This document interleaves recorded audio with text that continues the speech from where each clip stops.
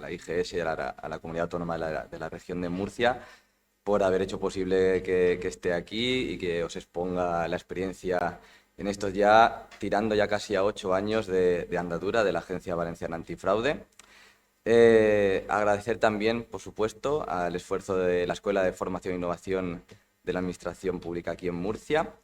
En particular, quería dirigir los agradecimientos tanto a Ana, que ha tenido el honor de haceros la primera ponencia, como coordinadora, y a Marisol de la escuela, que han estado las dos desde el momento cero en la organización de este evento, haciéndolo posible, y lo han hecho con excelencia. Y, por supuesto, agradeceros a vosotros, a los asistentes, al público, los destinatarios de estas herramientas, de los sistemas internos y externos de información. Porque, bueno, aparte de aquí venir un poco, Ana os ha explicado cómo es el sistema de la IGS, de la Comunidad de Murcia, cómo son los requisitos, las condicionantes que exige la directiva y, por transposición, la Ley 223. Yo vengo, aparte de reforzar las ideas principales que ya ha aportado Ana, yo os quiero aportar una visión práctica desde el punto de vista de la experiencia. ¿Por qué? ¿Por qué digo esto? Porque a lo largo de estos 8 años de funcionamiento de la agencia y 6 de funcionamiento, digamos, completo del buzón, hemos tenido ya, la verdad, hemos sacado muchas conclusiones prácticas de cómo se está utilizando la herramienta. Entonces, de alguna manera, o a través de la exposición de esos datos estadísticos, de esas conclusiones, de esas cosas que hemos constatado, pues hacer también un poco de educación pedagógica, de que es una herramienta necesaria, importante, fundamental para el cumplimiento de unos objetivos muy concretos, que son los que establece la directiva y nuestra ley, y lo más importante, tiene que hacerse un uso razonable de la misma, ¿vale? Ya veréis, no me adelanto en las conclusiones de luego. Empezando con el contenido de la presentación, ¿vale? La Agencia Valenciana Antifraude se configura. Voy a tratar estos 4 temas fundamentales, ¿vale? ¿Cuál es la Agencia Valenciana Antifraude y cuál es su cometido al amparo de la Ley de Creación 11/2016 de la Comunidad Autónoma Valenciana? ¿Cuáles son los 3 pilares básicos que establece nuestra ley para la actuación y la consecución del objetivo, que es la prevención y lucha contra el fraude y la corrupción en la Comunidad Valenciana? La condición de buzón externo o como autoridad independiente de protección del informante, que nosotros ya preexistíamos a esta asignación que ya se ha hecho oficializada con la Ley 223, haciendo especial hincapié tanto en la vertiente de canal externo, veréis las similitudes y diferencias con vuestro canal interno que ha explicado Ana antes, y explicaré un poco el sistema de protección. Finalmente, yo, como jefe de investigación, pues trabajo en el área de análisis e investigación de la Agencia Valenciana Antifraude, entonces me detendré con más detalle en aportaros datos y conocimiento y experiencias en lo que se refiere a la actuación investigadora propia.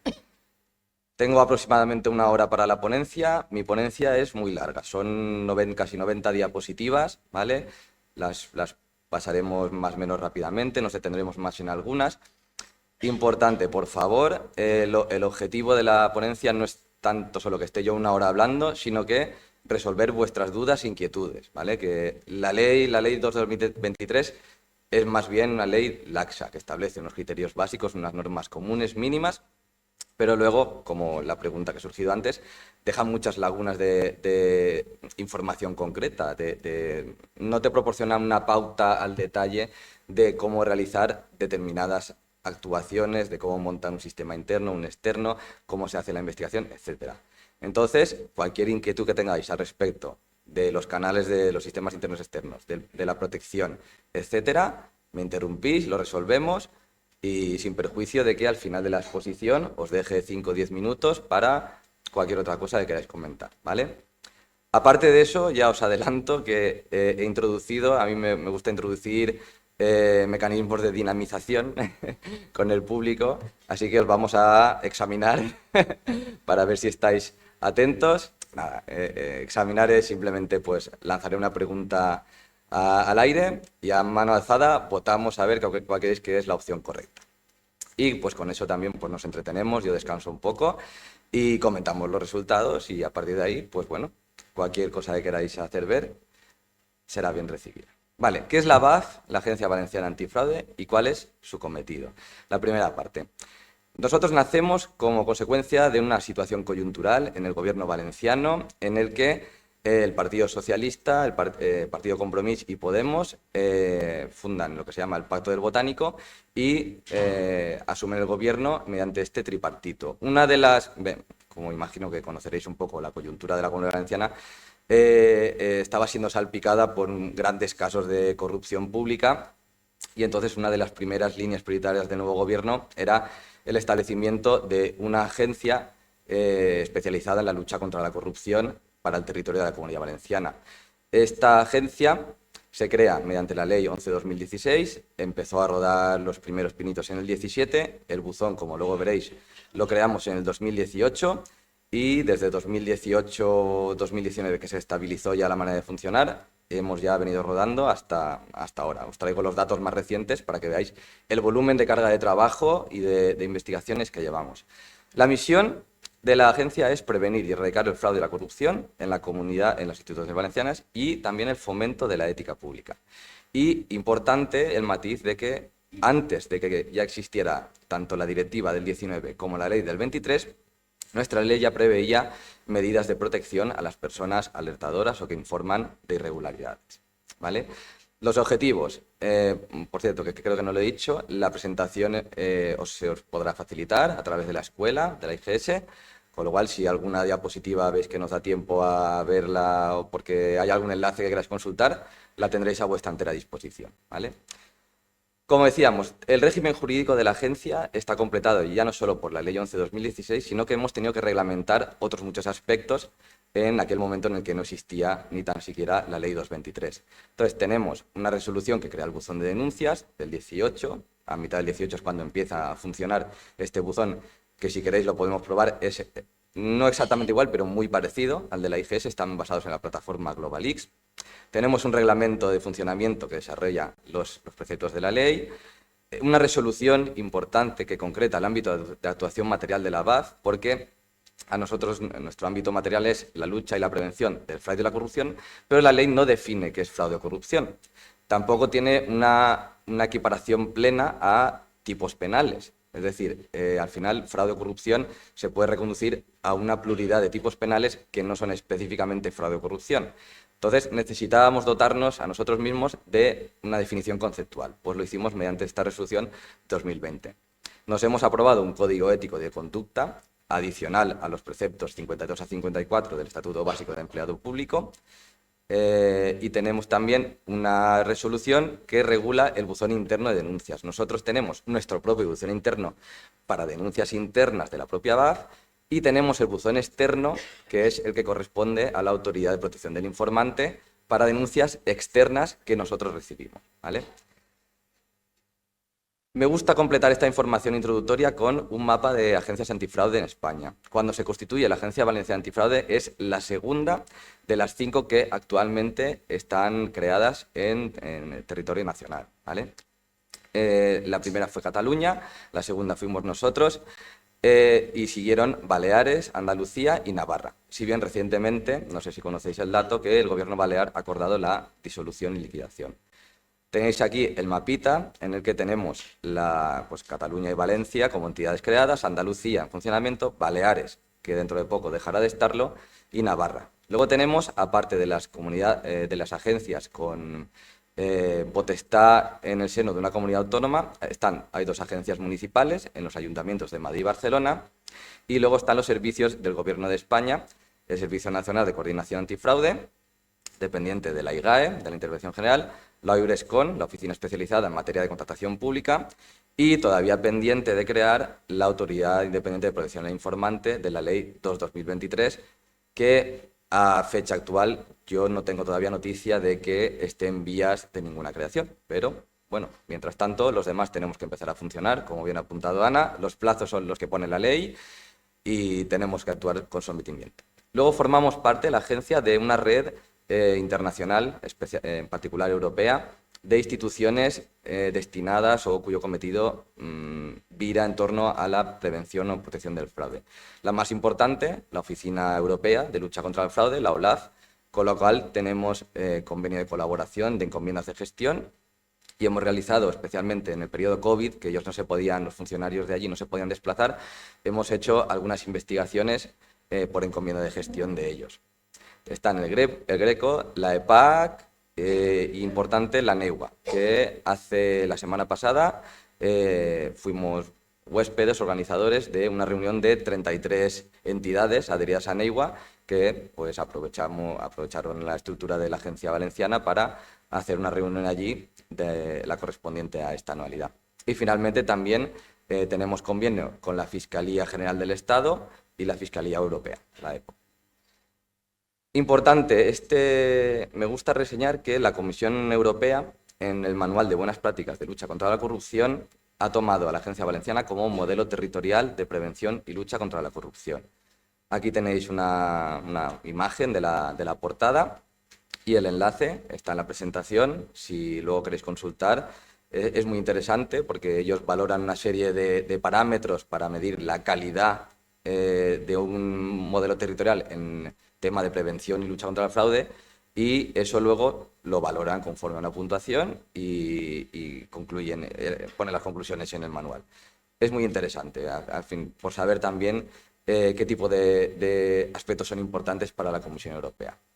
¿Cómo actuamos nosotros? Nosotros actuamos a través de 3 criterios fundamentales, ¿vale? El objetivo, es decir, por la materia objeto de los hechos; el subjetivo, es decir, estos hechos tienen que estar vinculados a una entidad, administración pública de la Comunidad Valenciana territorial. No actuamos respecto, por ejemplo, a la Administración General del Estado, al Poder Judicial, delegación de gobierno, subdelegaciones de gobierno, etcétera, organismos dependientes o vinculados a la Administración del Estado.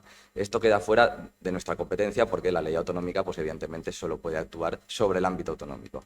El objetivo se define en el artículo 1 de nuestra norma y es prevenir y erradicar el fraude y la corrupción, impulsar la integridad y la ética pública y fomentar una cultura de buenas prácticas. Esos son los 3 aspectos fundamentales. Subjetivo, pues evidentemente la Administración autonómica y toda la local dentro del territorio de la comunidad autónoma, su sector público vinculado, también entidades estatutarias en cuanto a su actividad administrativa. Podemos iniciar una investigación sobre las Cortes Valencianas, pero no sobre la actividad parlamentaria, sino únicamente sobre cuestiones relacionadas con la actividad administrativa. Entidades de derecho público de cualquier tipo, partidos políticos, sindicatos, organizaciones empresariales, personas físicas y jurídicas en sentido amplio, siempre que tengan alguna relación con el flujo económico de dinero público y en el territorio de la Comunidad Valenciana. En la resolución aquella que os comentaba del año 2020, nosotros concretamos la definición exacta de qué debe entenderse por corrupción, fraude, irregularidades y también conductas reprochables. Veis que tenemos un ámbito de actuación bastante amplio. Los 3 pilares básicos de actuación en los que trabaja la Agencia Valenciana Antifraude son los que corresponden a las 3 áreas funcionales. Las 3 áreas funcionales, más el área de administración, que es transversal a todas ellas, son el área de prevención y documentación, el área jurídica, que es la que se encarga de la protección de las personas que alertan, y el área de análisis e investigación, en la que desempeño yo mi trabajo. La prevención, cada una de estas 3 áreas se divide a su vez en 3 subcategorías o 3 grandes áreas de actuación. La prevención la realizamos a través de la realización de acciones formativas que van dirigidas tanto a personal empleado público como incluso en universidades, en institutos y colegios. El año pasado creo que el dato fue que se impartió formación a más de 13.000 personas de más de 500 o 700 entidades. Por la parte de prevención pura, hacemos la elaboración de guías de buenas prácticas, planes o recomendaciones de uso general sobre materias concretas, por ejemplo, sobre contratación pública, sobre subvenciones, etcétera. Tenemos alguna guía sobre cargos electos que emitimos con ocasión de los nuevos procesos electorales. Y finalmente está el área de documentación, que se especializa en la recopilación de documentación tanto bibliográfica como de alertas normativas relacionadas pues, con la prevención y la lucha del fraude y la corrupción. La parte de protección que se lleva en el área jurídica tiene 3 aspectos fundamentales. Por una parte, el aspecto previo, el asesoramiento. hemos prestado, luego veréis el dato, asesoramiento a más de 600 personas, más de 600 consultas diferentes. Esto puede dar lugar luego, por supuesto, a la interposición de la denuncia y con posibilidad también a la protección. Pero solo tenemos protegidas a 35 personas actualmente. Para que veáis que al final el asesoramiento también lo que hace es de alguna manera encauzar los intereses, el conocimiento de los hechos y tener ese conocimiento sobre el terreno desde la mano de la experiencia de qué es la protección. Porque bueno, imagino que aquí el tema de la protección, no sé si lo conocéis, si alguien se ha leído todavía los artículos de la ley que se refieren a la protección, pero bueno, suele ser uno de los temas que se suele preguntar en las ponencias, que cómo se materializa esa protección, porque tiene, si lo pensáis en abstracto, tiene muchos pros, pero también tiene muchos contras. Entonces, bueno, luego volveremos sobre ello. Y importante, la Agencia Valenciana dispone de potestad sancionadora, pero exclusivamente referida a su ámbito competencial. En concreto, está puesto en la Dirección de Asuntos Jurídicos porque está especialmente vinculada a la protección, ¿vale? No tenemos potestad sancionadora. Una de las cosas que tenéis que tener en cuenta siempre que es que la creación de los sistemas internos o externos de información nunca altera el ámbito competencial propio. Es decir, los investigadores no somos fiscales, no seremos jueces, no seremos alcaldes, etcétera. Es decir, que nuestras conclusiones se pueden llevar a cada uno de esos ámbitos competenciales diferentes, pero no altera el orden competencial. Que nosotros encontremos indicios de una infracción penal no quiere decir que nosotros tengamos capacidad para enjuiciar una infracción penal, ¿vale? Y lo mismo con el resto de casos que os he planteado. Y finalmente, por lo que se refiere al área de investigación, nosotros lo que hacemos es analizar, en primer lugar, el contenido de las comunicaciones, de las denuncias que se presentan.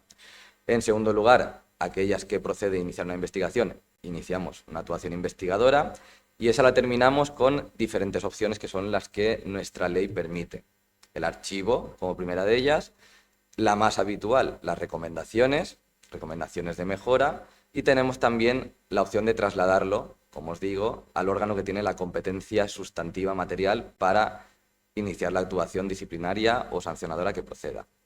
Finalmente, tenemos una parte importante de colaboración, tanto con entidades externas, con la OLAF, el SNCA, etcétera, y también con órganos judiciales. Desde que empezamos a funcionar, se nos han adjudicado la ejecución de más de 35 informes periciales de apoyo técnico a causas penales específicamente relacionadas con el funcionamiento de la administración pública.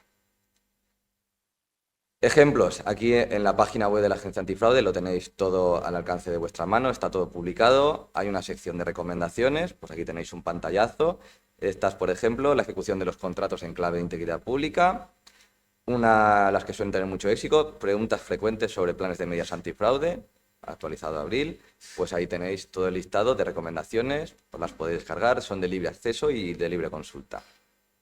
Por la parte de protección del denunciante, tenemos lo mismo, una sección de la página web en la que se especifica las funciones que realiza la agencia en realidad con la protección del denunciante, y por la parte de denuncias pues tenemos también, al igual que ha presentado Ana, una sección en la que con mini definiciones o mini categorías vamos explicando para qué sirve y para qué debe utilizarse y quién lo puede utilizar, ¿vale?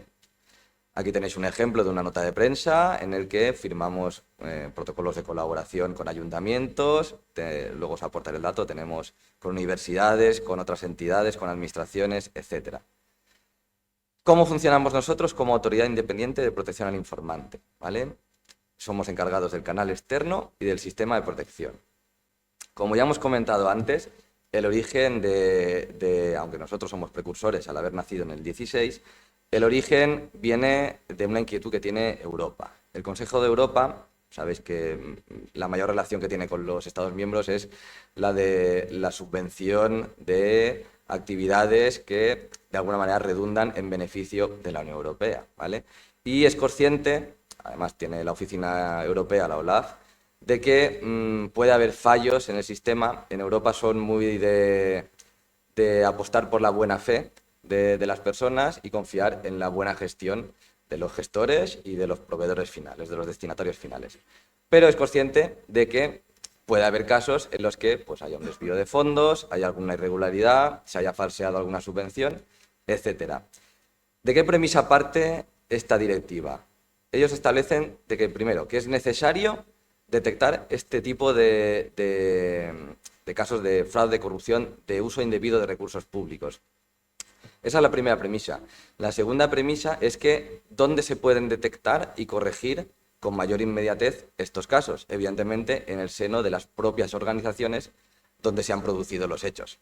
Evidentemente, eso es un conocimiento en primera persona, en primer grado, de cómo han sido los hechos, qué modus operandi se ha utilizado, quiénes son las personas responsables, ¿vale? Entonces, esta es un poco la premisa.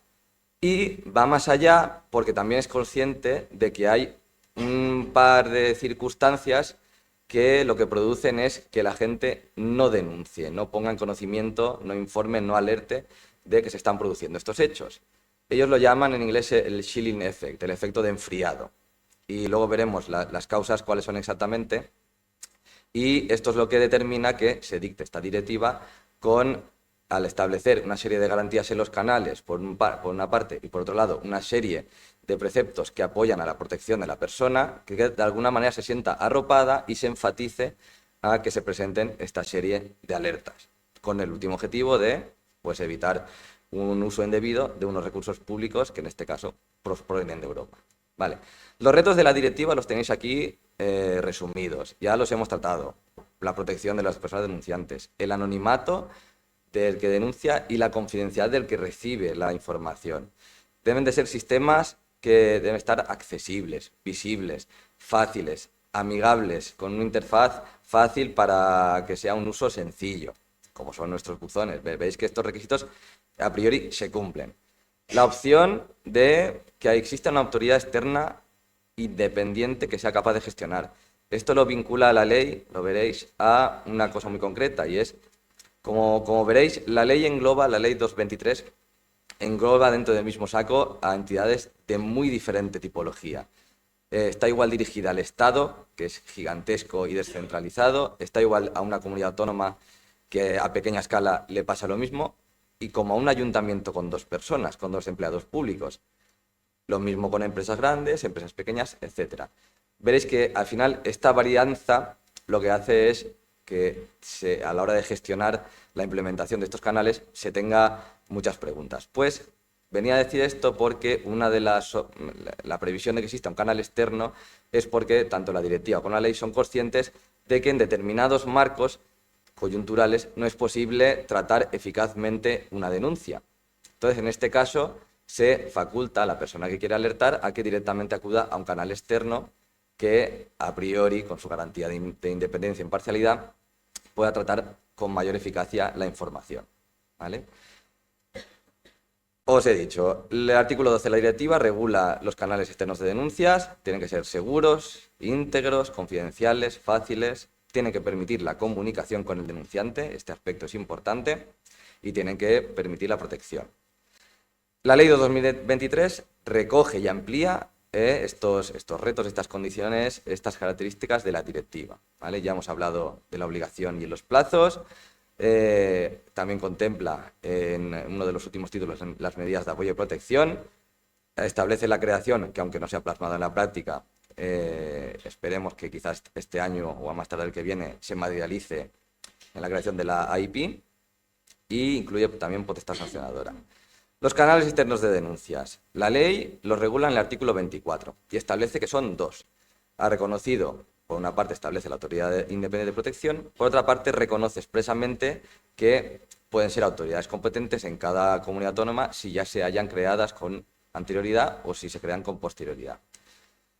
La Autoridad Independiente de Protección es competente para tramitar a través de canal externo las denuncias de la Administración General del Estado y su sector público vinculado, pero también las comunidades autónomas, entidades locales y sector público vinculado, cuando la comunidad autónoma lo convenie o no exista autoridad competente autonómica. Respecto a los canales externos de denuncias, en nuestro caso, la agencia está preparada y dispone de su canal en pleno funcionamiento desde la anualidad 2018. Aquí tenéis un pantallazo de actualmente cómo es nuestra página web, ¿vale? Tenéis en primera posición el icono del buzón de denuncias. Tenéis aquí el enlace, que imagino que no sé si podrá... No se puede, pero bueno. Te lleva a una página web que es similar, casi análoga a la que os ha mostrado Ana para la Inspección General de Servicios. Es el mismo sistema, es el de GlobalX, básicamente es una herramienta de formulario de textos. ¿Hay algún informático? Si digo algo raro, ¿me corregís? De formulario de texto, simplemente que permite el intercambio de información como si fuera pues, una aplicación de mensajería en remoto.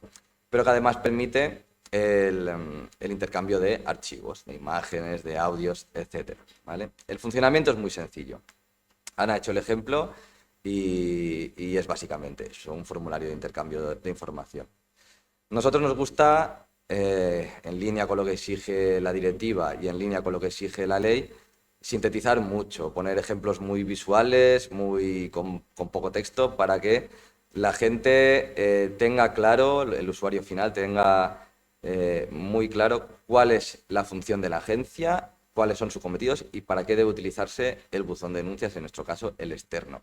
Aquí veis un ejemplo con 5 simbolitos en el que te resume muy básicamente de qué sirve, para qué sirve el buzón. ¿Has detectado algún tipo de fraude o corrupción en la Comunidad Valenciana, resaltado en rojo, y puedes aportar indicios? Puedes hacer que se investigue el caso, garantizamos la confidencialidad, puedes dar los datos o puedes ser anónimo, la BAF te puede proteger por medio del Estatuto de Protección y se puede hacer el seguimiento a través del canal seguro, que en principio está vinculado, nosotros también lo tenemos, es estrictamente vinculado, y a la persona que lo gestiona, tenemos un nombre en clave cada usuario, y la aplicación va trazando y va dejando rastro de quién se ha conectado, quién se ha descargado, quién ha descomprimido, quién ha descifrado, etcétera, ¿vale? Así que, en principio, hay una garantía suficiente de que si hay alguna fuga de información, pues bueno, se puede localizar, con lo cual, teniendo estas garantías, pues bueno, se presume que la tentación de filtrar información siempre es menor. Aunque bueno, ya veréis que luego en la práctica todo es muy complicado. Tenemos también 2 webinarios y tutoriales de uso que podéis consultar en esta agencia. También son vídeos muy cortos en los que se hace una interposición de una denuncia paso a paso, te va llevando a través de todo el proceso y los podéis consultar. Están en YouTube, son de público acceso. ¿Cuándo se crea nuestro sistema externo? Se crea, la agencia se crea en el 16, empieza a funcionar en el 17 y ya cuando se dota de personal a finales del 17 y empieza a tener ya capacidad de gestión, lo materializamos en la resolución de 25 de abril del 18, por la que se crea el buzón de denuncias de la agencia y se regula su funcionamiento. Desde dicha fecha, el buzón permite ininterrumpidamente la recepción de alertas durante las 24 horas del día, los 365 días del año, de una manera similar a la que puede ser pues, un registro electrónico de una sede electrónica de una administración pública.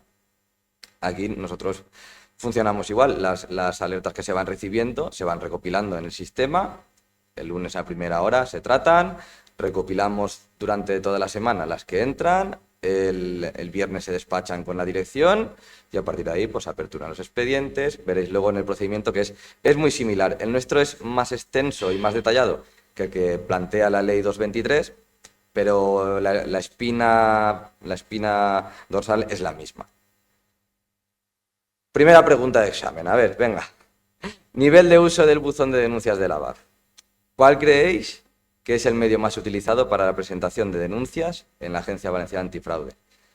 4 opciones os doy. El registro tradicional, presencial, trayendo los papeles. La sede electrónica, que coexiste con el registro presencial, aunque el presencial lo digitalizamos. Correo electrónico o postal. Buzón de denuncias. Habría que añadir a la vista de la ley 223 las comunicaciones telefónicas. Pero bueno, al final todas se reducen en la práctica a una períoda de comunicación telefónica que luego se materializa a través de alguna de estas vías, con lo cual, de momento, no la contamos. A ver, va, fácil. ¿Cuántos creéis que es el más importante, el correo electrónico o postal? Mano alzada, venga. ¿Alguno? Sin miedo, no pasa nada. Estáis todos aprobados. Poquitos. ¿Y el buzón de denuncias creéis que tiene gran, gran mayoría? Podéis comentar cosas si creéis, tal.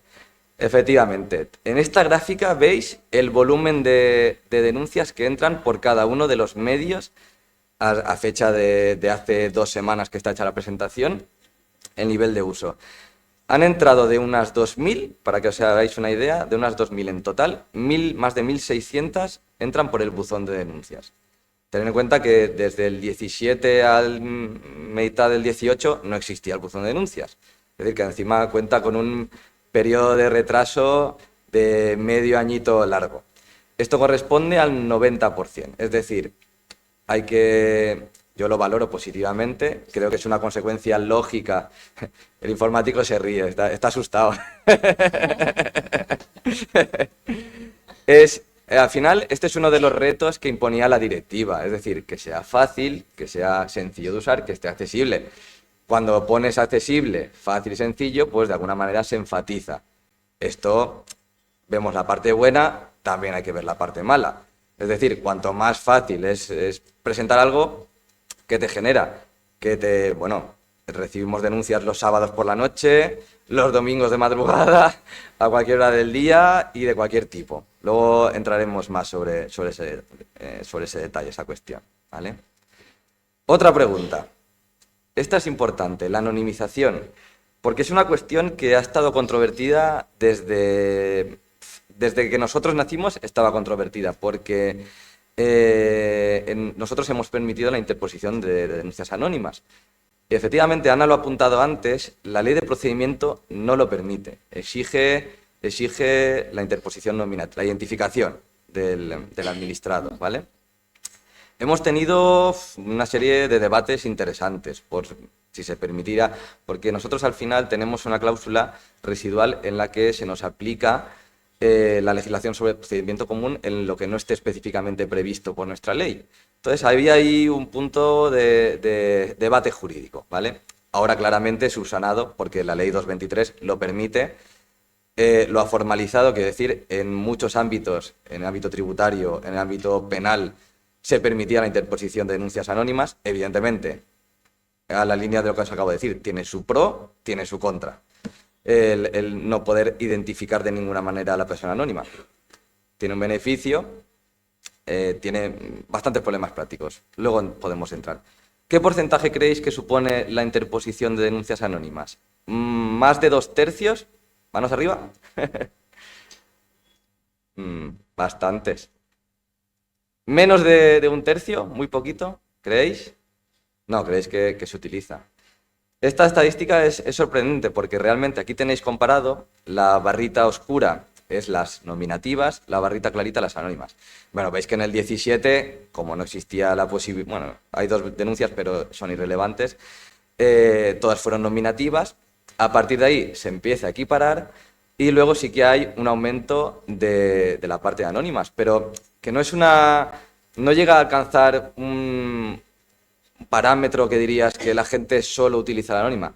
Al final tenéis que tener en cuenta que aquí hay 3 pilares fundamentales, que es anonimato, integridad y confidencialidad. Conjugar esas 3 cosas en el mismo saco es prácticamente imposible y daría tiempo a que estuviéramos hablando hasta pasado mañana. Porque aquí cuando tocas algo que sube el anonimato, te baja la integridad. Cuando tocas el otro pilar, te baja el tercero y meterlo todo es complicado. Entonces, en la aplicación práctica supone muchos problemas. Pero, bueno, el sistema, lo que te exige la directiva y la ley es que permita el anonimato y luego ya, a partir de ahí, es responsabilidad o decisión de la persona que denuncia el identificarse o no. Hay que decir que los sistemas, si el informante no se identifica, no hay manera de identificarlo, porque incluso quizás rastreando a través de la IP se podría llegar, creo que no se puede, porque el sistema te hace de cortafuegos. En otras entidades a nivel europeo han articulado sistemas diferentes. El nuestro, en principio, si no hay se puede identificar de manera indirecta, es decir, por cosas como la manera de escribir o el contenido de los datos que se incluyen en una denuncia, indirectamente, sobre todo en organizaciones pequeñas, puede dar lugar a que se identifique de manera indirecta a la persona que está informando, pero a priori la aplicación no lo permite, ¿vale? Hemos tenido muchos casos muy curiosos, gente que comparte las claves, que le rebota la aplicación. La nuestra funciona igual que la de la IGS. Cuando terminas la denuncia te rebota un bloque alfanumérico, 4 bloques, 16 números y letras. Y entonces hay gente, tuvimos el caso uno muy gracioso, que le había trasladado a un periodista la denuncia y le había proporcionado los datos para que accediera. Y así directamente pues le hacía el seguimiento. Pues claro, pensar que esto, igual el denunciante no se lo planteó, nunca supimos quién era, pero supone un problema de suplantación de identidad, porque cualquier persona con el número es capaz de suplantar al informante original. Entonces, por eso también iniciaba yo un poco la presentación poniendo de relieve que el uso de la aplicación del sistema interno-externo tiene que hacerse de una manera muy ordenada, coherente y razonable, porque a veces de manera indirecta se pueden causar graves daños a muchas personas. Centrándonos un poco en el sistema de protección del informante, ¿vale? No lo llevamos directamente en mi área, que es análisis e investigación, lo lleva el área jurídica, pero sí os puedo dar unas pinceladas básicas y referiros la regulación normativa, el régimen jurídico. Como os decía al principio, la Unión Europea es consciente de que existen una serie de circunstancias que desincentivan, por llamarlo así, la interposición de alertas sobre casos de corrupción, sobre casos de uso indebido de recursos públicos. Una de ellas es el miedo a denunciar por el riesgo profesional y personal y que te coloca en una situación de vulnerabilidad en tu organización. Es evidente que una persona que detecta con compañeros de trabajo con los que comparte una relación profesional y a veces incluso alguna relación de amistad, el ponerse en la disquisición de tener que denunciarlo porque está viendo un comportamiento irregular, indiciariamente constitutivo de una infracción penal o administrativa o disciplinaria, pues eso evidentemente es un factor de ruptura de relaciones desde el minuto cero, aunque luego se enjuicie, quede en nada, etc. Eso ya es un factor importante que, pues en principio, la gente cuando está en esta situación valora los beneficios y los perjuicios. Ya sabéis que siempre el beneficio del interés público suele caer en beneficio del interés personal o privado. Pues uno de los factores es, pues si yo voy a estropear la relación para luego estar de mal rollo o tener que pedirme un traslado porque aquí ya no se puede trabajar y hay un mal ambiente de trabajo, pues ese es un factor que la gente tiene en cuenta y le hace que no denuncia. Otro importante, que es el que refleja la directiva. ¿A dónde puedo denunciar? ¿Me van a entender? ¿Es denunciable? A veces creemos que hay cosas que son ilícitas y el robo de los ordenadores, pues resulta que no lo había robado y es que se lo había llevado de teletrabajo. Pues claro, nos venimos arriba pensando que es un robo y resulta que luego tiene toda una explicación. Pues a veces pasa. Entonces hay que también hacer ese uso razonable de la aplicación. La desconfianza en el sistema, el pensar que la denuncia nunca sirve para nada y nunca hay consecuencias, es otro de los factores. Y finalmente el concepto despectivo o peyorativo del denunciante, con la connotación que se le queda el San Benito de chivato.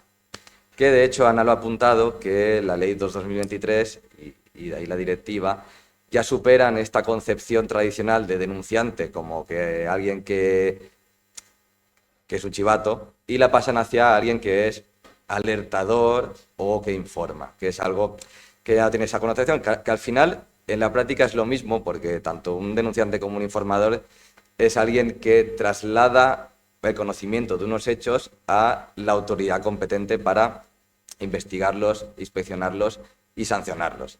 Sobre la práctica es lo mismo, pero la nueva normativa supera esa definición para quitarle este aspecto más despectivo, ¿vale?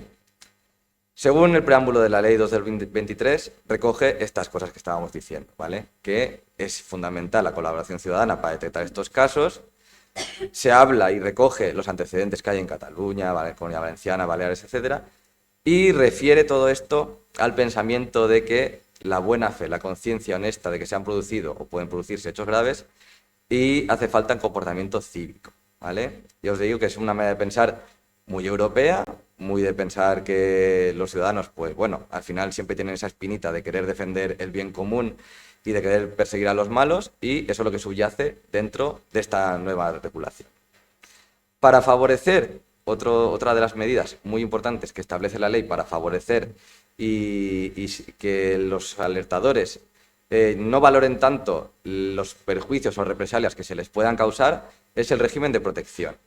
Es importante, artículo 35, condiciones. La condición fundamental es que tengan motivos razonables para pensar que la información referida es veraz, ¿vale? Que al menos cuando yo comunico la información, creo que es cierta. Y que se haga conforme a los requerimientos, es decir, que no se obtenga de manera ilícita, etc. ¿Vale? Quedan expresamente excluidas las comunicaciones que hayan sido inadmitidas por algún canal interno de información, ¿vale? El uso razonable de los sistemas internos y externos implica el no usar los 27 que haya, ni repetir lo mismo. Nosotros nos ha ocurrido que nos encontramos con denuncias presentadas a nosotros, a Delegación de Gobierno, a Guardia Civil, a Policía Nacional, al Juzgado de Instrucción, a la Fiscalía. Y menos mal que hacemos por coordinarnos y no, porque es que al final acabaríamos resolviendo cosas diferentes, uno investigaría más esto, otro llamaría a declarar, el tercero no, y ahí se montaría un desastre. Entonces, es importante siempre que se haga uso único de un único canal. Luego la gente hace lo que considera, pero la idea del uso razonable es esa. Prohibición de represalias, ¿vale? Ahora veremos luego con ejemplos concretos qué son las represalias. La ley prohíbe expresamente los actos que sean una represalia, incluidas las amenazas y las tentativas, ¿vale? ¿Qué se entiende? Pues cualquier acto o omisión que esté prohibido por la ley que de forma directa o indirecta suponga un trato desfavorable a las personas alertadoras. Además, lo sanciona con una causa de nulidad de pleno derecho, que se añade a las de la Ley de Procedimiento Común, y le vincula a la exigencia de responsabilidad disciplinaria de la persona o autoridad que acuerde estas represalias. Luego, además, establece el artículo 37 unas medidas de apoyo, como el asesoramiento, la asistencia psicológica, etcétera, jurídica, etcétera. Vale, el artículo 38 establece unas medidas de protección contra las represalias, que, por ejemplo, la información que se revele no se considera una revelación de secretos, que podría conllevar, pues, un despido, por ejemplo, de la persona que revela. Tampoco incurrirán en responsabilidad por haber revelado la información. No habrá responsabilidad si no es delito la adquisición. Cuidado que cuando hablamos ya de delito la cosa cambia, ¿vale? La inversión de la carga de la prueba, esto es importante. En procedimientos judiciales es la organización la que tiene que demostrar que se ha obtenido ilícitamente la información. No el informante tiene que demostrar que la ha obtenido ilícitamente. Cuidado con la inversión de la carga de la prueba. Pero ahora en la normativa se intenta mucho poner entre algodones al denunciante, pero nunca olvidemos que las personas denunciadas también tienen los derechos que siempre han estado vigentes desde la Constitución. Presunción de inocencia, por supuesto, derecho a la defensa, absolutamente, acceso al expediente y conocer lo que hay, y preservación de su identidad con la confidencialidad. Hay un régimen sancionador en la Ley 223, ¿vale? Tenéis en el artículo 40 los supuestos de exención y atenuación, que es como más importante para mí la cooperación con los órganos investigadores. En el título 9 tenéis el régimen sancionador, nada, muy graves, con graves, leves, etcétera. Lo pasamos rapidito. Importante, la cuantía de las multas. Cuidado porque son sanciones importantes. Ahí veis que una grave o una muy grave para personas físicas es que ya parte de cuantías muy elevadas. Y para personas jurídicas aún mucho más elevadas, ¿vale? Existe una serie de sanciones adicionales que podrían ser la amonestación, prohibiciones de contratar o de subvenciones y publicaciones en boletines oficiales. Para concluir, sobre el sistema de protección del informante. El Estatuto de Protección regula a la persona denunciante, que es aquella que comunica una información, ¿vale? Saltamos ya del concepto de denunciante y pasamos al de informante o alertador. puede ser cualquier persona física o jurídica que comunique hechos que puedan dar lugar a la exigencia de responsabilidades. Es decir, en realidad el ámbito de la 2/2023 es amplísimo. Cualquier tipo de infracción disciplinaria, administrativa o penal puede dar lugar a una comunicación. Y no es aplicable, muy importante, cuando se proporciona información falsa, tergiversada o obtenida de manera ilícita. Quedaros con estas tres cosas porque eso es lo fundamental del sistema de protección. ¿Vale? Aquí tenéis, bueno, en cuatro cuestiones básicas en que se concreta este estatuto. Importante que cabe la opción, la ley 223 lo extiende a cónyuge, hermanos, descendientes y personas del entorno laboral. La directiva no tenía un ámbito tan amplio, ni de actuación ni de protección. La ley española lo ha ampliado muchísimo. ¿Cómo se materializa esto en casos concretos, en nuestras actuaciones? ¿Qué son represalias más frecuentes? Claramente, suspensión de empleo y sueldo en el ámbito de la administración, rescisión de contratos, despido, degradación, denegación de ascenso, de traslados, cambios de ubicación, poner a la persona en un rincón, cambiarle los horarios, denegar formación, no autorizar licencias o permisos, etcétera. Este tipo de consecuencias. Todo esto luego se materializa en unas actuaciones de la agencia, que la primera es, si se concede, mediante resolución del director, se concede el estatuto de protección a la persona X y se notifica a las autoridades y a su entorno laboral, para que tengan conocimiento de que cualquier medida que pueda ser considerada una represalia puede dar lugar a la iniciación de un procedimiento sancionador por parte de la agencia. Aquí tenéis toda una serie de actuaciones que podemos realizar en base al estatuto de protección. Tienen derechos las personas protegidas, por supuesto, asesoría legal, deber de sigilo, etcétera, apoyo psicológico, pero también tienen deberes. Nunca hay que olvidarse de que el estatuto de protección tiene la doble vertiente, ¿vale? Finalmente, simplemente con una cuestión estadística, veis que tampoco se han presentado 67 solicitudes de protección y se han autorizado únicamente 35, que es la barrita gris. Todas las solicitudes se estudian, se hace un estudio de coyuntura, de quién es la persona, razones y motivos por las que pide la protección, si está vinculado, importante que esté vinculado a la iniciación de una actuación investigadora de la agencia, porque hasta la fecha, si no está vinculado a una actuación investigadora, no podemos proteger, ¿vale? Aquí tenéis simplemente los canales por los que se suele presentar y a quién suele afectar. Los ayuntamientos son nuestros mejores clientes y el canal más habitual es el registro de la agencia. Hay un pequeño porcentaje, 2, que la propia Fiscalía nos remite solicitudes de protección de testigos que han sido en procesos penales. Mayoritariamente protegemos a funcionarios de carrera, empleados públicos, personal laboral, y la materia fundamental sobre la que versan este tipo de denuncias es función pública y contratación administrativa. Aquí tenéis una serie de buenas prácticas en materia de protección a la persona denunciante, ¿vale? Las tenéis en la presentación, son de pública consulta. Ya deteniéndonos en la parte final, la parte de la actuación investigadora, lo que hacemos nosotros como buzón externo, como sistema interno de información. Nosotros, como os he adelantado antes, tenemos un esquema de procedimiento muy parecido al esquema, a las 4 fases básicas que tiene la ley 2/2023. Nosotros tenemos una fase inicial de análisis en la que recepcionamos la denuncia, le acusamos recepción en 10 días, en la ley pone 7. Tenemos un plazo que nuestra ley llama de determinación de la verosimilitud, de 30 días. Es una determinación de verosimilitud tanto fáctica como jurídica, es decir, que lo que dicen puede ser verdadero y que tiene cierto sentido desde un punto de vista del análisis jurídico de los hechos, ¿vale? Tenemos la capacidad de hacer actuaciones previas, luego veréis cuáles, y comunicamos a través del sistema interno si se ha procedido el archivo, aportando copia o la inadmisión, o si se han iniciado actuaciones, ¿vale?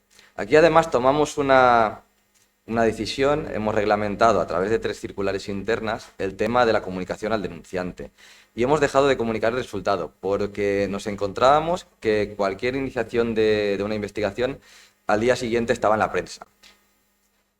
Aunque ahora han recortado un trámite y ahora directamente cuando presentan la denuncia ya está en la prensa. Pero bueno, quiero decir, al final la realidad siempre supera la ficción. De hecho, hemos tenido un caso que primero salió en prensa y luego llegó la denuncia. Sería que había conexión lenta en el buzón o lo que sea. Y bueno, en la parte de denuncias que consideramos o resolvemos el inicio de actuaciones, nuestra ley nos permite iniciar una investigación que se tiene que finalizar en 6 meses, que podemos ampliar por otros 6 meses adicionales. Debo decir que menos en las más sencillas, en algunas especialmente complejas, sí usamos los 12 meses. Este plazo está cogido de la Fiscalía. La Fiscalía de Instrucción tiene también 6 meses prorrogados por otros 6 meses, con lo cual está hecho a semejanza. Si es suficiente o si es corto o si es mucho, depende del caso concreto. En algunos casos hace falta un equipo multidisciplinar de 6 personas a la vez mirando documentación porque es muy extenso. En otros, pues es muy sencillo lo que se denuncia y lo que se comprueba, con lo cual lo puedes terminar en un mes. El caso es que nuestra ley nos permite 6 más 6. Y nuestra ley nos permite además una fase de seguimiento. De los diferentes modos de terminación que teníamos, aparte de poder trasladarlo a Fiscalía, Tribunal de Cuentas, a órganos gestores, tenemos también la opción de recomendar la adopción de circulares internas, protocolos, etcétera. Cualquier medida que se nos ocurra para la mejora del funcionamiento administrativo. Pues en estos casos, y también en el de los traslados, hacemos el seguimiento, marcamos el expediente en seguimiento y periódicamente vamos solicitando información a cada una de las entidades para ver si implementan las medidas o cómo se resuelve el proceso penal o el proceso contable, etcétera. Y nosotros recabamos esa información para saber también medir de alguna manera los frutos de nuestros resultados.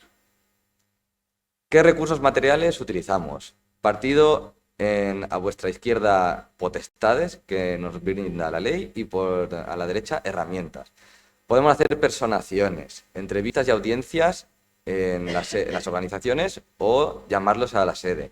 Podemos acceder a cuentas bancarias. Hacemos mayormente requerimientos de información, aportaciones de copias de expedientes, certificaciones, etcétera, y podemos realizar adveraciones. Importante que nuestra ley nos proporciona la condición de autoridad, con todos los efectos que corresponden a una autoridad en el ejercicio de funciones inspectoras.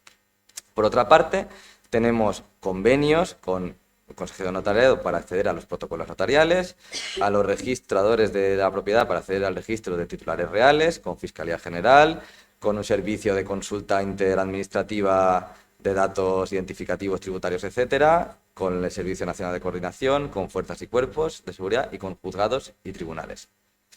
Todas estas herramientas las utilizamos pues, para determinados aspectos de las investigaciones. ¿Cuántos recursos humanos empleamos? A día de hoy somos estas personas, que salen aquí, 10 personas, de las cuales 2 se dedican a la gestión diaria del buzón de denuncias, ya habéis visto el volumen de entrada, y 3 más que en sustitución de estos 2 están autorizadas para acceder a la información y contenido del buzón de denuncias. Estas que están en negro no tienen perfil autorizado, aquí entramos con usuario, contraseña, certificado digital, etcétera, y una clave en el propio móvil que se actualiza cada 10 segundos, así que nadie más puede acceder, salvo que te robe el ordenador, la contraseña, el móvil y todo. Veis que en principio la garantía de seguridad es máxima. En la fase de análisis, aquí lo que hacemos es la admisión o inadmisión. Las que son admitidas es porque son competencia de la agencia, objetiva, subjetiva, territorial, hay indicios y pruebas, iniciamos una investigación. Archivamos las denuncias que, superando el chequeo de competencia, el fondo nos reúne indicios, pruebas, etcétera, que le permitan superar el examen de verosimilitud. El ejemplo más habitual es, como Ana ha comentado, recibimos una denuncia y nos falta algún dato o querríamos ampliar esa información. Esa la preguntamos y nunca recibe respuesta. Pues evidentemente la consecuencia de una denuncia incompleta es el archivo de las actuaciones, sin perjuicio de que luego se puedan reaperturar cuando se aporte la nueva información si se valora que procede. Mención especial refiere a los casos de inadmisión. Tenemos aquí cuatro tipos de inadmisión con ejemplos muy claros. Es decir, hay denuncias de todos los políticos son unos corruptos, sin identificar conductas ni autores, con lo cual esto no tiene más que analizar. Por incompetencia objetiva, tenemos muchas denuncias de que el vecino defrauda Hacienda o trabaja en negro o cualquier cosa de esas. No son competencia, la agencia tributaria sigue siendo la competente, la Tesorería General o la Inspección de Trabajo sigue siendo la competente. Por competencia territorial, alguno llega de territorios limítrofes, de Cataluña alguno en particular, de Murcia no lo sé si alguno llegó, de alguna comunidad externa, pocos, pero llegan. Y la subjetiva, como os he dicho al principio, la Administración del Estado queda fuera. No podemos entrar en entidades que están vinculadas a la Administración General del Estado, con lo cual, aquí, nada. Pregunta que os digo, a ver, ¿cuánto creéis? ¿Qué porcentaje de denuncias creéis que finalizan la fase de análisis en inicios? Del 100% de denuncias que entran, ¿qué creéis? ¿Que iniciamos muchas o que iniciamos pocas? Más del 66. Brazos arriba, pocos. ¿Y menos del 33? Ya vais anticipando un poco. Con estos ejemplos yo creo que habéis visto que la realidad supera la ficción. Efectivamente, aquí tenéis la barra más oscura es el archivo, las expedientes que acaban con archivo. La segunda es la inadmisión y de cada grupo de 3, la de más a la derecha es el inicio de las actuaciones. Veis que al principio la calidad de las denuncias era un poco superior y poco a poco se va desvariando. Al final solo iniciamos el 24% de actuaciones. ¿Qué es lo que pasa aquí? El problema que creo yo que estamos es que una de las líneas estratégicas de la agencia ha sido dar a conocer la agencia, dar a conocer el buzón. Eso está bien, pero hay que darlo a conocer bien. Y la gente tiene que recibir el mensaje. Mucha gente, especialmente no con vosotros, que sé que sois personal ultra cualificado, pero aquí, como vamos a universidades, a institutos y a cualquier cosa, hay gente que no está tan familiarizada con el ámbito de actuación de la administrativa, las cosas como son. Aquí todos lo tenemos asumido. Y entonces llegan muchas denuncias ejemplos que ponía yo antes, denuncias por limpieza de la calle, coches abandonados, cucarachas, ruido en un chiringuito, etc. Entonces, vale, ahora hemos superado esa línea estratégica, la hemos implementado súper bien ya. Veréis el volumen de denuncias cómo entra. Ahora toca hacer esta labor pedagógica, que yo también intento un poco que os llegue ese mensaje de que hay que hacer el uso bien. Porque si no, al final, esta pobre persona y su personal acabará saturado teniendo que responder a todo porque nosotros lo contestamos todo igual. Aunque me denuncies cucarachas, yo te contesto que no es mi competencia. Y parece que no, otras entidades no lo hacen. El Servicio Nacional de Coordinación te contesta con un correo y te dice esto no es competencia y lo despacha en 5 segundos. Pero nosotros, que somos muy puristas, lo contestamos todo. Y eso es, pues, un despacho, una apertura de un expediente, un informe, una resolución, una notificación. No hace falta que os diga, a vosotros que trabajáis en la administración, la cantidad de trabajo y esfuerzo que supone eso. Pero ahora una pregunta endemoniada. ¿Creéis que ese 24% es alto, bajo o que entra dentro de lo normal? ¿Creéis que es normal un 24%? Sí. No muchos. ¿Creéis que es bajo? ¿Que investigamos muy poco? ¿No? ¿Es alto? ¿Deberíamos investigar menos? Entonces, debo decir que el nuestro es todavía alto. Va a menos. Se está poco a poco rebajando hacia un 20, 15.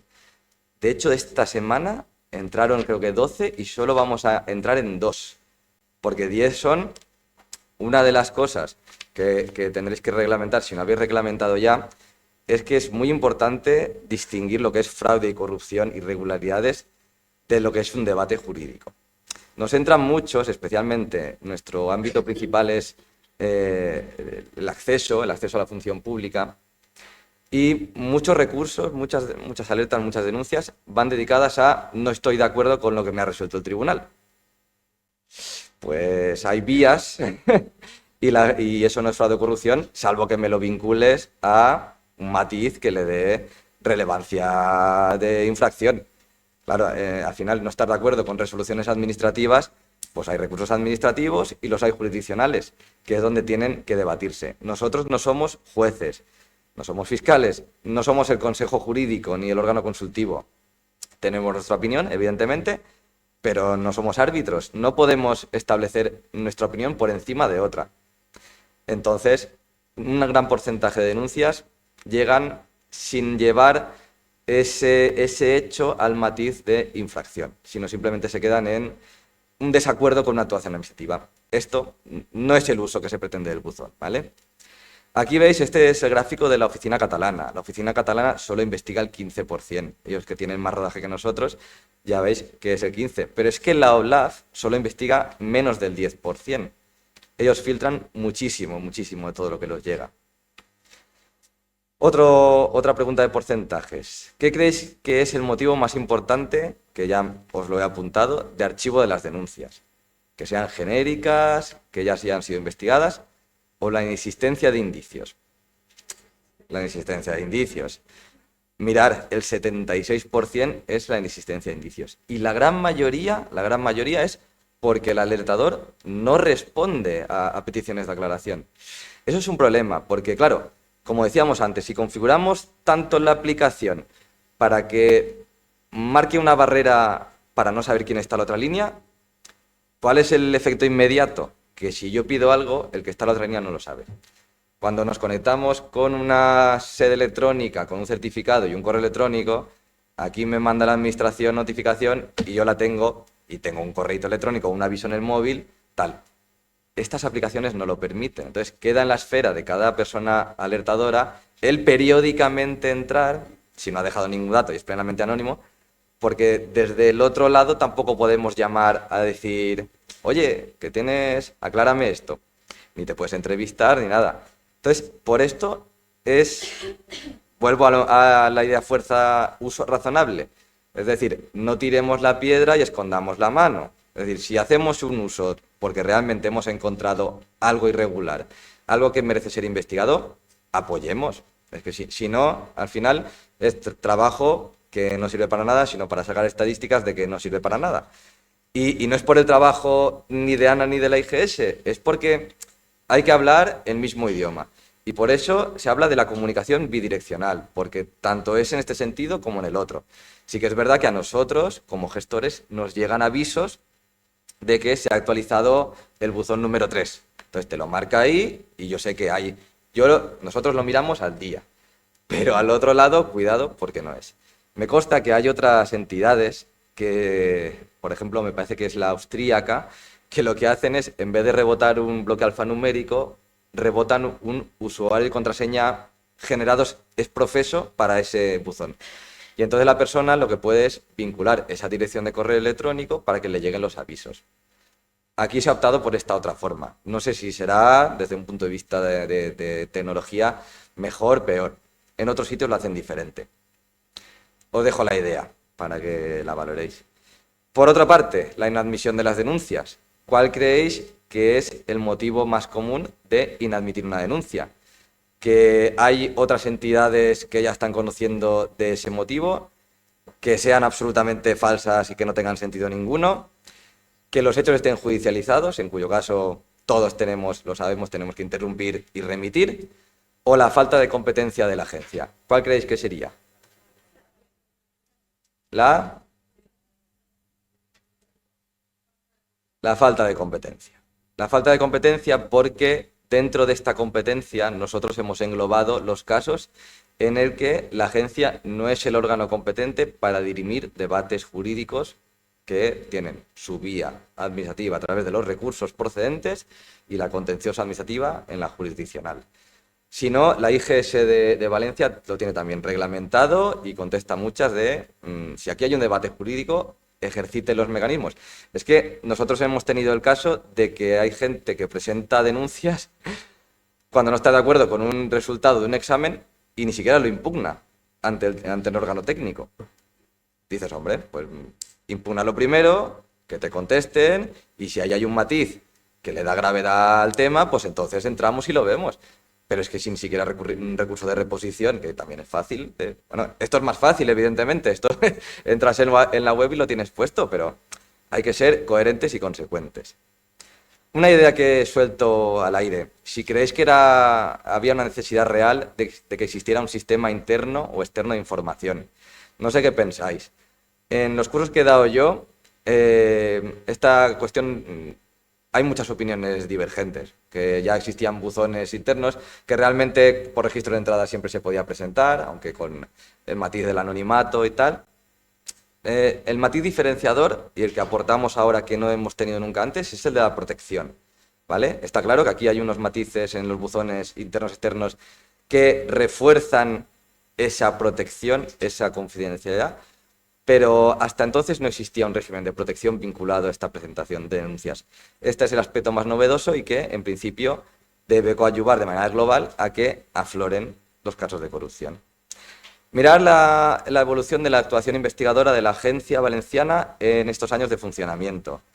Veis que en el 18, que se presenta a mitad, ¿no? En abril, el buzón de denuncias empieza a funcionar en mayo y aumenta de 35 expedientes a 192. En los tres primeros años parecía que se estabilizaba en torno a los 200, pero es que en el 21 suma de 200 a 360, 100 más, 100 más, y actualmente vamos camino de 700 largas. Ya os acabo de decir el dato. En una semana, desde que hice la presentación, 12 o 13 o 14 denuncias nuevas. Entonces, estamos abrumadísimos por la carga de trabajo. Por eso, uso razonable, porque cada vez la calidad es un poco peor y al final nos perdemos un poco en la inmensidad de querer resolverlo todo. Ay, que me he ido para arriba, perdón. Esta actuación investigadora, ¿en qué se materializa? Pues actualmente tenemos 1.454 expedientes resueltos. Tenemos un volumen pendiente de 338. Este es un problema coyuntural importante. ¿Por qué? Cuantas más denuncias entran, la administración pública es igual en todos los aspectos.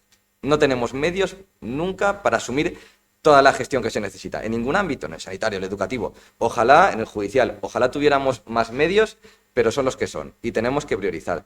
Nosotros actualmente tenemos 338 denuncias, que en principio corresponderán a las más recientes, que no hemos empezado siquiera a mirar.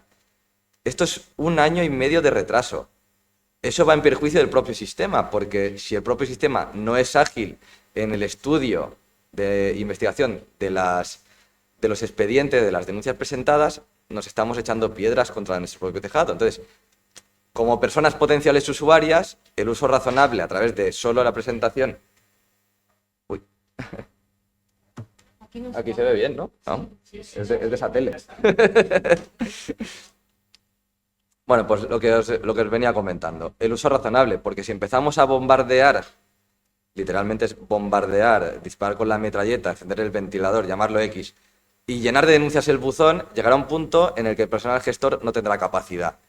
No tendrá capacidad, se empezarán a estresar, vendrán las bajas y los traslados y al final no servirá para nada. Entonces, bueno, quedaros con esa idea de educación pedagógica en el uso del buzón.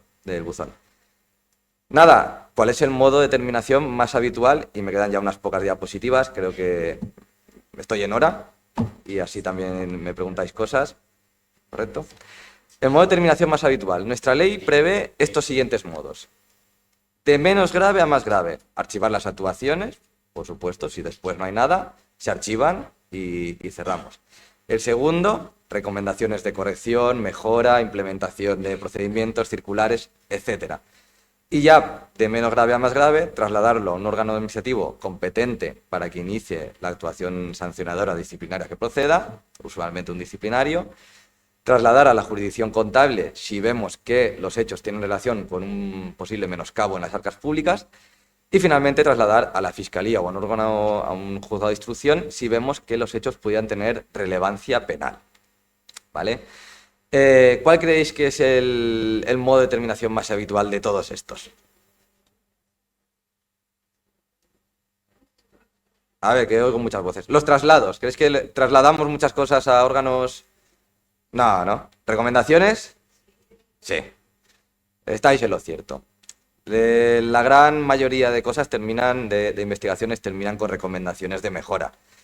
Lo contrario también sería admitir que estamos rodeados de corruptos que no paran de operar, ¿vale? Entonces, veamos el aspecto positivo de los datos. Es decir, nos movemos en los porcentajes que hay que poner en relación antes. Quiero decir, del 100% se inicia en el 24%. Y de ese 100% realmente hay relevancia penal en cosas muy concretas y puntuales, no en todo. No podemos tampoco dejarnos llevar por el ímpetu y pensar que todo es penal y que todo lo que hace la persona X está siempre cogiendo dinero de la caja, ¿vale? Entonces, La realidad es esta. La realidad es que también más del 90% de expedientes los terminamos con recomendaciones. Si vemos algún comportamiento irregular en un órgano de selección de empleados públicos, pues que se mejore, pues con unas instrucciones, con una selección, con vocales de otra administración, etcétera, lo que corresponda a ese caso concreto, ¿vale?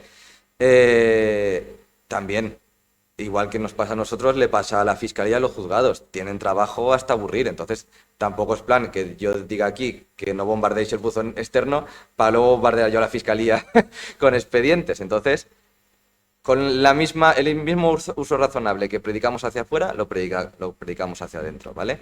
Y solo mandamos temas que realmente merecen ser investigados y enjuiciados en el orden penal. Es una estadística muy relevante, ya lo he apuntado antes, no tengo, porque la herramienta creo que no lo permite, es el porcentaje de denunciantes que mantienen abierto esa comunicación bidireccional contra el porcentaje de denunciantes que tiran la piedra y esconden la mano, por hablarlo así llanamente. Pero no tengo el dato exacto, pero os diría que el 1% o menos. Casi nadie contesta. De los que contestan, un porcentaje contestan tarde. Entran a los 6 meses, al año y medio, etc.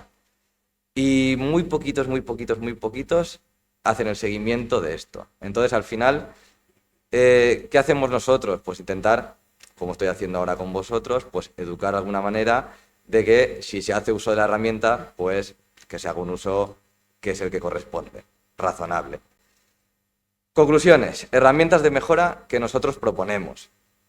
Aumentar el conocimiento práctico de la herramienta, especialmente de la entidad. ¿Para qué sirve y cómo debe utilizarse?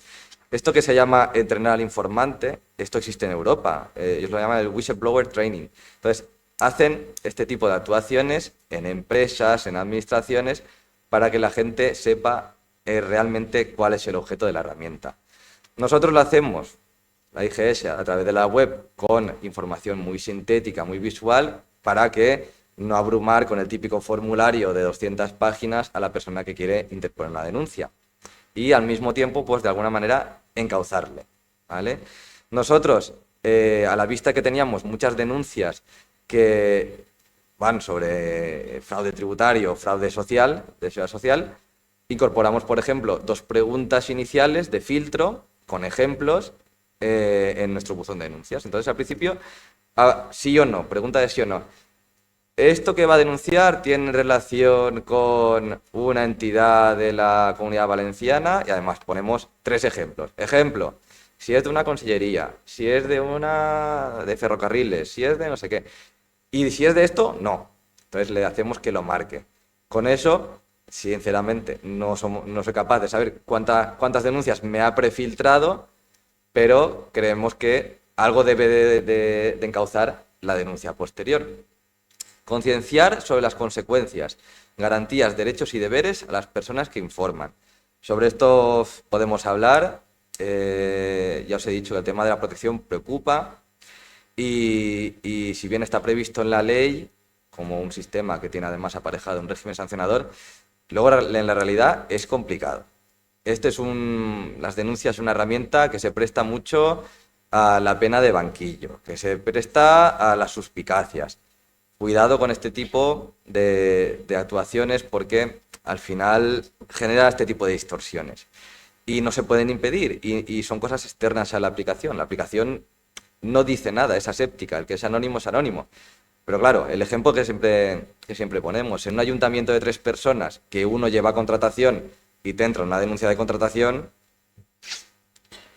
pero no lo está diciendo, pero automáticamente cuando nosotros pedimos al ayuntamiento X información, ¿a quién miran todos? Al de contratación. Aunque no sea, pero es el problema práctico. Uno de los temas que se ha valorado, pensado, es el establecimiento de incentivos, un premio por recuperación. Es decir, si lo que se denuncia está vinculado a un desvío de fondos, comisiones ilegales, etcétera, establecer que la persona que alerta sobre eso pueda tener un porcentaje de recuperación sobre eso. Ojo, ya veo que... Ojo, esto abre la caja de Pandora y estamos todos de acuerdo. No lo hemos implementado. No lo hemos implementado. Está la contraparte. la herramienta, la ley, te exige que sea sencilla, accesible y tal. También es gratuita. Claro, en España si damos algo sencillo, accesible y gratuito, ¿qué pasa? 700 denuncias al año. Durante algún momento planteamos si poner una tasa de 1 euro, algo simbólico, que la gente por 1 euro, por no dar la tarjeta ya no lo hace. Nos reímos mucho, pero tampoco concluimos nada. De momento se ha quedado gratis y, pues bueno, ¿más trabajo? Pues más trabajo. Lo haremos buenamente. Y muy importante, esto sí que se puede y está al alcance de todos nosotros, es reglamentar para conseguir ese uso eficaz, racional y vinculado. Tenemos una instrucción muy graciosa, una de priorización, evidentemente, lógicamente, como estamos sobrepasados de trabajo y entran denuncias buenas. Claro, la legislación de procedimiento ya sabéis que es primero que entra, primero que se tramita, orden de antigüedad. Pues nosotros hemos reglamentado que, evidentemente, si entra algo que merece una atención priorizada, pues la podemos saltar y empezar. Importante la instrucción, porque si empiezas a tramitar algo nuevo antes que lo viejo, la gente protesta que con el que hay de lo mío, ya sabes. ¿Y por qué la mía no? Bueno, pues está reglamentado y hay una instrucción. Si no te gusta, impúgnela. Y una muy graciosa, que esa os va a hacer gracia, tenemos una específica la llamamos el protocolo de la prensa. ¿Por qué? Porque la gente, un porcentaje ahora menor, pero antes amplio, nos denuncia noticias de prensa. Es decir, sale en prensa cualquier caso de lo que sea y se imprime la página y míralo, agencia, mire lo que ha salido en prensa, investíguelo. Y nosotros, hombre, no sé, ¿y qué valor has aportado tú? Hicimos esta instrucción y lo primero que pedimos es, ¿pero usted tiene conocimiento de estos hechos o se ha leído la prensa? Porque nosotros también tenemos acceso a la prensa. Y si no acredita que puede aportar un valor superior de conocimiento a lo que tiene la propia información de la prensa, ni que tiene relación ninguna con la fuente o con los hechos, ni que puede sufrir ningún tipo de represalias, nosotros directamente inadmitimos. Tenemos potestad para iniciar de oficio actuaciones, con lo cual no necesitamos que venga gente a arengarnos con la prensa diaria para que iniciemos investigaciones.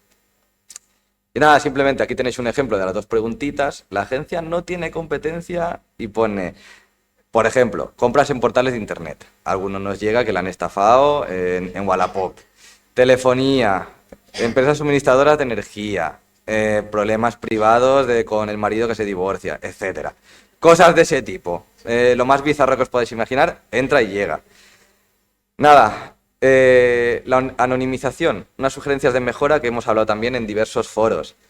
¿Cómo se puede salvar lo de la anonimización? Haciendo propia la denuncia, es decir, cuando una denuncia entra, nosotros la investigamos, cuando la presentamos en fiscalía, el denunciante es agencia, ya no es nadie más, sea anónimo o sea identificado.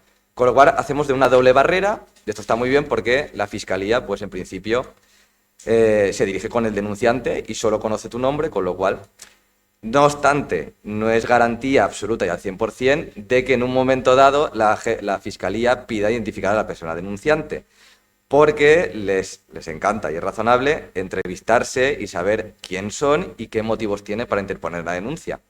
Entonces, esto es importante y si una fiscalía o un juzgado nos exige identificar, tenemos que identificar, no podemos negarnos por nuestra ley. Con lo cual, y esto aquí es igual, delante de un juzgado hay que hacer caso.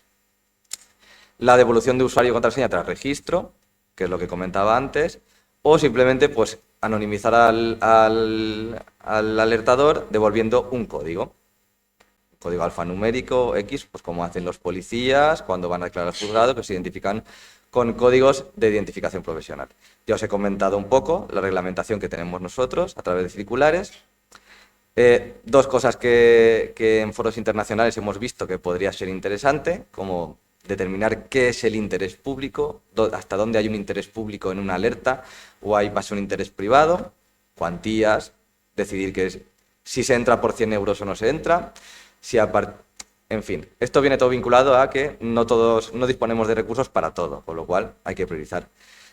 Establecer una hotline telefónica del informante. En Lituania, por ejemplo, recibieron en el último año casi 300 comunicaciones telefónicas, pero solo llegan a investigación 53, porque de alguna manera, pues, a través del teléfono consiguen encauzar no disuadir, pero encauzar. Y muchos denunciantes, pues luego llegan a, pues yo pensaba que esto era delito y resulta que es una cosa legal. O este contrato pensaba que era irregular y resulta que la ley lo permite y no lo sabía. Y estaban convencidos de que era irregular y luego resulta que no lo es. Pues así consiguen mucho centrar y todo lo que llega lo investigan con calidad. Y nada, espero que os haya gustado la presentación. Si tenéis cualquier pregunta, duda, sugerencia, os lo agradezco. Y si no, pues nada, ya conocéis a la agencia, la IGS, y estamos a vuestro servicio. Gracias.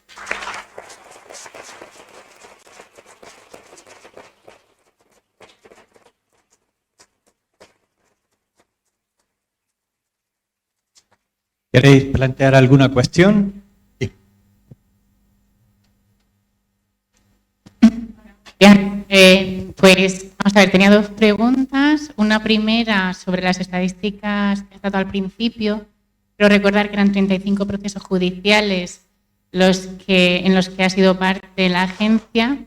Quería saber si ha sido siempre como demandante o alguna vez también demandado. La mayor parte de procesos penales de la judiciales han sido dirigidos contra la agencia. Como se ha apuntado al principio, hay una coletilla en nuestra ley que establece que en lo no previsto específicamente se nos aplica subsidiariamente el procedimiento administrativo común. Entonces, claro, a veces nos ha pasado que la mayoría de recomendaciones se atienden por las entidades receptoras, dictaminan lo que proceda y se estima, pero algunas otras han considerado pues, o que nos habíamos excedido de nuestro ámbito competencial, algún ayuntamiento ha considerado que con una recomendación hemos invadido su autonomía municipal, constitucionalmente garantizada, y esto lo que ha conllevado es la impugnación de nuestras resoluciones en el contencioso administrativo. Creo que todavía no se ha resuelto ninguno, con lo cual nos puede aportar información de relevancia al respecto de la cuestión, de si a lo mejor resulta que la ley es inconstitucional. Opino que no, porque al final las recomendaciones son solo eso, son recomendaciones de actuación y realmente en la esfera de la autonomía está la potestad de acatarlas literalmente, acatarlas ajustando o no. Nuestra ley permite el incumplimiento de las recomendaciones, simplemente nosotros lo hacemos constar en la memoria y no tenemos potestad sancionadora ni mecanismos para obligar o imponer que se cumplan recomendaciones. Sí que hemos tenido también alguna problemática con respecto a la protección del denunciante. En particular un caso que he comentado, que es que un ayuntamiento le notificamos la concesión del estatuto de protección de un empleado público y resulta que no estaba vinculada esa concesión a un expediente de investigación nuestro. Resulta que estaba vinculado a otros expedientes de investigación, pero no uno en el que había actuado la agencia valenciana. Pues el juzgado del Tribunal Superior de Justicia dictaminó que no podíamos proporcionar protección a personas que no estuviesen directamente vinculadas con un expediente de investigación nuestro. No podíamos proteger a personas que estuvieran sufriendo represalias por iniciación o alertas externas. De momento el tribunal ha resuelto eso, hasta que haya, es un único pronunciamiento y ya está. Y luego, por supuesto, hemos tenido ya más problemáticas, pues desde el punto de vista de que, a ver, las funciones de investigación e inspección son complejas, son complicadas y generan mucha responsabilidad. No quiero disuadir a los compañeros de la IGS, pero al final somos policía administrativa, desde cierta manera. Y entonces, pues bueno, al final tienes unas potestades, tienes la condición de autoridad, pero bueno, te estás metiendo en registros de otras entidades, estás viendo información que puede estar protegida, información que puede estar sensible, información médica de alguien y hay que andar con mucha cautela. Nosotros en un ayuntamiento se querelló contra 5 personas de la agencia que hicieron una actuación inspectora por considerar que se habían arrogado funciones judiciales. Quedó en nada, pero bueno, hubo que ir a instrucción, declarar y siempre tienes el miedo ese en el cuerpo de a ver si he mirado un papel que no debía, he levantado una palabra, he dicho... Es una cuestión, por eso digo, que el uso de las potestades, herramientas y tal tiene que ser muy medido, muy coherente, muy razonable, porque hablamos de cosas sensibles, importantes. Gracias. Y una segunda y última pregunta. Quería saber si con vuestra ley del 2016 veis necesario modificarla con respecto a la nueva entrada en vigor de la ley 2/2023. Con la nueva ley sí que tenemos un matiz que de momento no se ha valorado de incorporar, pero claro, la nueva ley engloba al sector privado. Estuve justo en otra ponencia el viernes pasado con el IMPLAC, una asociación que se dedica al blanqueo de capitales. Y tenían la misma pregunta, porque muchos de sus asociados en el ámbito de Valencia les estaban implementando sus sistemas internos y designando a los responsables. Y claro, no implementar y no designar es una infracción clara a la ley, no hacerlo en plazo. Entonces las empresas privadas se habían puesto en marcha, pero claro, no sabían. Y esa fue una pregunta que tuvimos. En Cataluña sí que consta que han adoptado una decisión, no sé si a nivel legislativo o a nivel reglamentario, posiblemente sea a nivel reglamentario, para incorporar dentro de su ámbito al sector privado. Nosotros, en principio, la ley no lo permite y entiendo que reglamentar por vía de reglamento o decreto, ampliar un ámbito que la ley sí delimita claramente, lo veo complicado. De momento creo que no está agendado. Pero ese es el aspecto más importante y de hecho está causando una problemática práctica porque el sector privado valenciano no sabe dónde dirigirse. ¿Qué han hecho algunos? En la práctica lo han comunicado igualmente y así a tiempo de exigirles una infracción ellos pueden decir que, bueno, buena fe porque yo lo he comunicado aunque sea una entidad incompetente. Pero como en el Estado no existe identidad, claro, se ha creado ahora mismo esa situación de limbo en el que hay una obligación y no hay ante quién cumplir la obligación. Veremos, estamos todos pues todavía implementando la ley, viendo la problemática práctica. Esa es la cuestión.